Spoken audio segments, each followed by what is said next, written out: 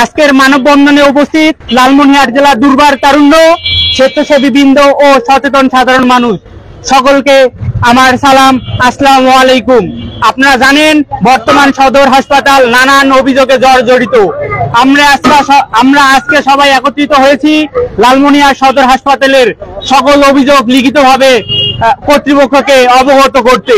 আপনারা জানেন লালমনিরহাট সদর হাসপাতালে রক্তদাতারা রক্ত দিতে আসলে নানান হয়রানির শিকার হয়। ফেটে যায় রক্তের ব্যাগ, ক্রস ম্যাচিং করার পর তাদেরকে দেওয়া হয় না রিপোর্ট, দেওয়া হয় না টাকার রসিদ।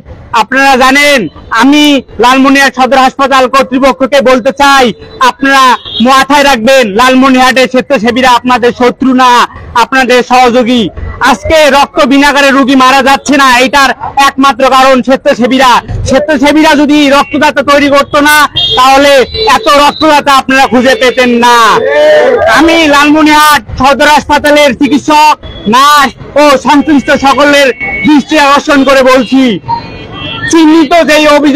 চিহ্নিত যাদের বিরুদ্ধে অভিযোগ তাদেরকে আগামী 3 দিনের মধ্যে শোকজ করতে হবে, তারা কি কারণে এসব করতেছে। লালমনিরহাট একটি শান্তিপূর্ণ জেলা, অন্য জেলার মতো লালমনিরহাট সদর হাসপাতাল দালালে যেন ভরে না যায়, এই বিষয়টা লক্ষ্য রাখতে হবে। 100 শয্যা বিশিষ্ট হাসপাতাল থেকে 200-250 বিশিষ্ট সদর হাসপাতালে রূপান্তরিত হবে কিছুদিনের মধ্যেই। সেই হাসপাতাল যেন পরিষ্কার পরিচ্ছন্ন থাকে, দালাল মুক্ত থাকে, সেই বিষয়ে আপনাদের অগ্রিম দৃষ্টি রাখতে হবে।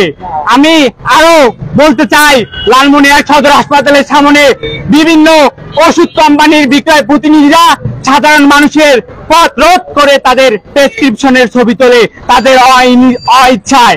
এইটা তাদেরকে আমি 7 দিনের আলটিমেটাম দিলাম, তারা কারো পথ রোধ করে প্রেসক্রিপশনের ছবি তুলতে পারবে না। সর্বোপরি বলি, লালমনিরহাট জেলার যত স্বেচ্ছাসেবী আছে, আজকে আমরা হয়তোবা সংখ্যায় কম, আপনারা আগামীতে 5,000 জন স্বেচ্ছাসেবীর মুখোমুখি হওয়ার জন্য প্রস্তুত নিন, আমাদের যদি অভিযোগের সমাধান না করে। লালমনিরহাট জেলার সকল দুর্বার তারুণ্য, স্বেচ্ছাসেবী বৃন্দ, সচেতন মানুষকে আজকের মানববন্ধনে উপস্থিত থাকার জন্য বিশেষভাবে কৃতজ্ঞতা প্রকাশ করে আমি আমার বক্তব্য শেষ করছি। তারুণ্যের হাতেই সুন্দর হবে আগামীর বাংলাদেশ, তারুণ্যের হাতেই সুন্দর হবে বঙ্গবন্ধুর সোনার বাংলা।